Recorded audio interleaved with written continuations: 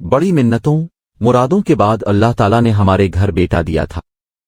शादी के बाद 7 साल तक मैं अल्लाह की तरफ से रहमत को तरसती रही, जिसको औलाद कहा जाता है। किस किस दर पे ना भटकी, हकीम, डॉक्टर, पीर फकीर किसी को भी छोड़ा नहीं। हर तरफ से मायूस होकर अल्लाह को अपना इश्कार बना लिया। 5 वक्त नमाज पढ़ती थी और दुआ मांगा करती थी। खुदा की जात से मायूसी कुफ्र है। जब तक सांस है तब तक आस है। मैं भी दुआ मांगती ही रही। हर सजदे में आंख से आंसू जरूर टपक जाते थे। जो दुआ दिल से निकलती है असर रखती है, और जो कहते हैं कि अल्लाह के घर देर है अंधेर नहीं, तो ये भी मेरे मौला ने सच कर दिखाया। यूं के शादी के 8वें साल अचानक एक रोज चक्कर आया और ऐसी तबीयत मतलाई कि मैं बावर्ची खाने के दरवाजे के बीच गिरकर बेहोश हो गए। शुक्र है मेरे मियाँ इस वक्त घर पर मौजूद थे। उन्होंने फौरन मुझे गाड़ी में डाला और अस्पताल ले गए। खुद उनके हाथ पांव फूल गए थे कि न जाने मेरी बीवी को क्या हो गया है। हो सकता है कि मिर्गी का दौरा पड़ा हो, लेकिन जब लेडी डॉक्टर ने यह खुशखबरी सुनाई कि आपकी बीवी उम्मीद से हैं, तो मेरे मियाँ शादी मर्ग से 2-4 होते होते बच्चे। फिर क्या था, उजड़े चमन में बहार आ गई। दिन गिने जाने लगे कि कब वो साथ आए जब घर में बच्चे के रोने की पहली आवाज सुनाई दे और माँ बाप दादा दादी के दिल फूलों की तरह खिल उठी। महीनों पहले से नाम तजवीज होने लगे।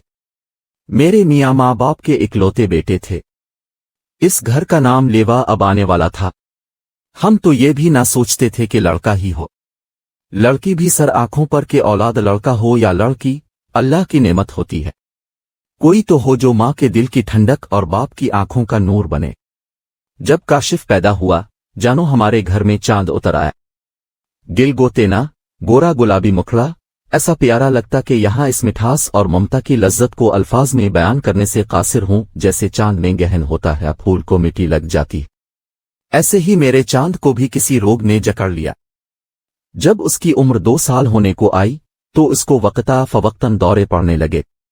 किसी ने कहा आसेब है, कोई कहता जिनका साया है, किसी ने मिर्गी बताई। गरज जितने मुन्हे इतनी बातें। हम तो इलाज करवा करवा थक गए, किसी दवा ने असर न किया। झाड़ फूंक वाले वैद्य सभी आजमा लिए, मगर बच्चे को ठीक ना होना था और ना वो ठीक हुआ। अब तो मैं खुदा से फरियाद करती कि इलाही तो ने दुआ सुनी भी तो कैसी अधूरी, बेटा दिया तो रोगी। जब काशिफ को दौरा पड़ता, अचानक उसका सारा बदन अक्कड़ जाता और आंखें चढ़ जाती। मासूम मुखड़े पर ऐसा कर्ब होता कि देखा ना जाता। मेरा और उसकी दादी का तो कलेजा मुंह को आने लगता। एक दिन मेरे बेटे को अचानक दौरा पड़ा तो उसकी हालत गैर हो गई। इस रोज मीराजी ऐसा कटा कि बिलक बिलक रोई और दुआ की, खुदाया तो काशिफ को तंदुरुस्त कर दे, उसके बदले में हम में से किसी को उठा ले मगर इसको अच्छा कर दे। जाने कैसी कबूलियत की घड़ी थी। काश दुआ करने से पहले जरा तो सोच लिया होता, मगर मुझ नादान ने जरा भी ना सोचा कि इसका क्या नतीजा होगा। अभी काशिफ को पालने में लिटाकर और आंसू पूंछकर उठी ही थी कि दरवाजे पर दस्तक हुई। दर खोलने से कब्ल मैंने पूछा कौन है। सदा आई, गदा गिरनी हूं बीबी, मुझ मलंगी के कशकोल में थोड़ा सा आटा डाले, अल्लाह तुम्हारी परेशानी दूर कर देगा।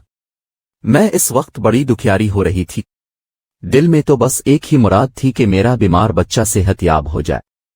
मैंने दर खोला और इस फकीरनी के कटोरे को आटे से भर दिया।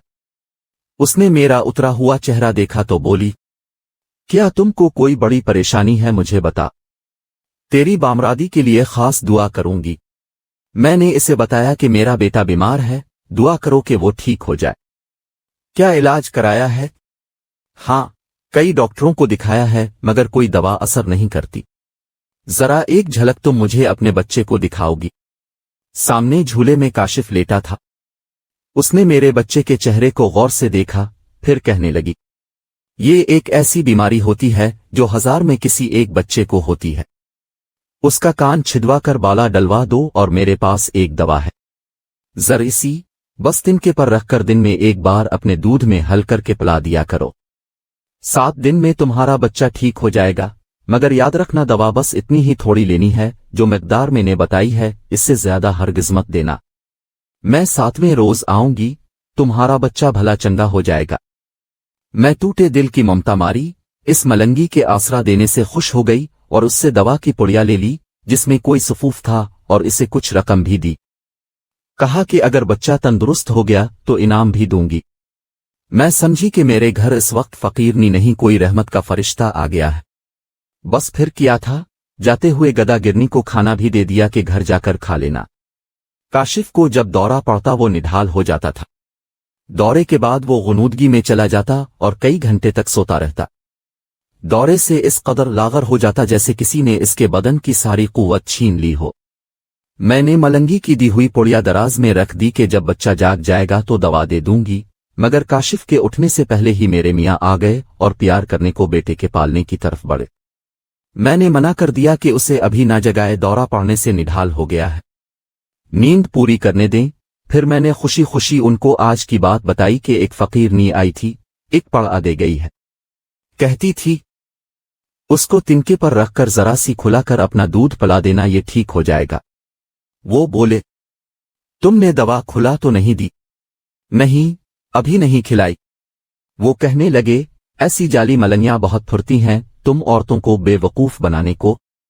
उधर लाओ वो पुड़िया, मैं देखूं तो। मैंने इनको पड़ छोटिए दराज से निकाल कर दे दी। उन्होंने इसे खोल कर देखा तो हंसने लगे और बोले ये तो राख है चूल्हे की। ये मलंगियां फकीर ना है फ्रॉड होती हैं, तुम जैसी सादा औरतों को बेवकूफ बनाती हैं। ठग कर ले लेगी गई होगी तुमसे मोटी रकम। हाँ ले तो गई है कुछ रुपए। ठीक है, अब देखो मैं इसे चखता हूं, फिर तुम भी चख कर देख लेना। ये चूल्हे की राख के सवा कुछ नहीं है। ये कहकर उन्होंने इस पुड़िया को मुंह में डालकर पूर उसफूफ निगल लबे लिया और ऊपर से पानी पी लिया। मैंने पुड़िया को हथेली मैली पर झाड़ा और जो थोड़ा थोड़ा सा सफूफ इसमें लगा था चुटकी भर जबान पर रखकर चखा तो वाकई राख जैसा ही जायका था। अकरम सफूफ निगल कर लेट गए। कहने लगे कि थक गया हूं, जरा आराम कर लूं तो खाना खाऊंगा। चंद मिनट लेटे रहे, फिर गुनूदगी में चले गए। मैं समझी दफ्तर से थक कर आए हैं, नींद आ गई होगी। काशिफ उठ गया था। मैंने इसको दूध पिलाकर सास को थमा दिया और खाना गर्म करने लगी। खाना लगाया और मियाँ जी के पास गई। उन्हें आवाज दी कि अकरम उठ जाए, खाना खा ले। 2 घंटे से सो रहे हैं, अब तो मगरिब होने लगी है, मगर वो ना उठे तो मुझे अजीब सा लगा। मैंने इनको हिलाया जला तो जिस्म बेजान और रूह परवाज कर गई थी। रूह बदन में होती तो जवाब देते। उनका मुंह बंद था, आंखें भी बंद थीं, बस थोड़ा सा खून नाक से निकला था। जिस्म तो बर्फ की सिल की तरह ठंडा पड़ चुका था और होंठ नीले पड़ते जा रहे थे। या अल्लाह क्या माजरा है। मैं कलेजा थाम कर रह गई। सास को आवाज दी। इतने में सुसर साहिब भी दुकान से आ गए। उन्होंने बेटे की नब्ज देखी, आंखों के पपोटे पलट कर देखे और बोले अना लिल्लाह वाना अला राजिऊन। सुसर की जबानी ये कलिमात सुनकर मैंने बैन शुरू कर दिए और कलाइयों की चूड़ियां उनके पलंग की पट्टी से तोड़ डाले, अपनी कलाइयां खून कर डाले। आहो बका सुनकर मेरे देवर भी दौड़े आए।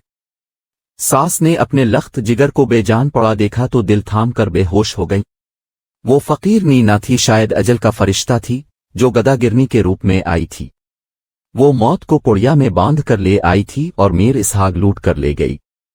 वक्त को गुजरने से कौन रोक सकता है, दिन महीनों और महीने सालों में बदलते गए। मैंने बेवगी की चादर ओढ़कर उम्र काट दी। आज काशिफ माशाअल्लाह जवान है और 2 बच्चों का बाप है। हूबहू अपने बाप की शक्ल पर है। मैं तो उसकी सूरत देखकर जीती हूं। कितने तवील बरस बीत गए मगर मैं आज भी ये वाकया भूली नहीं। कभी नहीं भूल सकती कि मैंने क्यों ऐसी दुआ मांगी थी कि ए खुदा, हम में से किसी को भी बेशक उठा ले मगर काशिफ को ठीक कर दे। बाप को बेटे से प्यार था। अजल ने कुर्बानी के लिए उन्हें ही मुंतखब कर लिया। वो बेटे पर कुर्बान हो गए। कहते हैं कि मौत का कोई बदला नहीं बन सकता, मगर वो तो बेटे की जिंदगी का बदला बनकर चले गए। हैरत की बात यह है कि जिस दिन मेरे मियाँ फौत हुए, इस दिन के बाद से भी फिर काशिफ को दौरा नहीं पड़ा।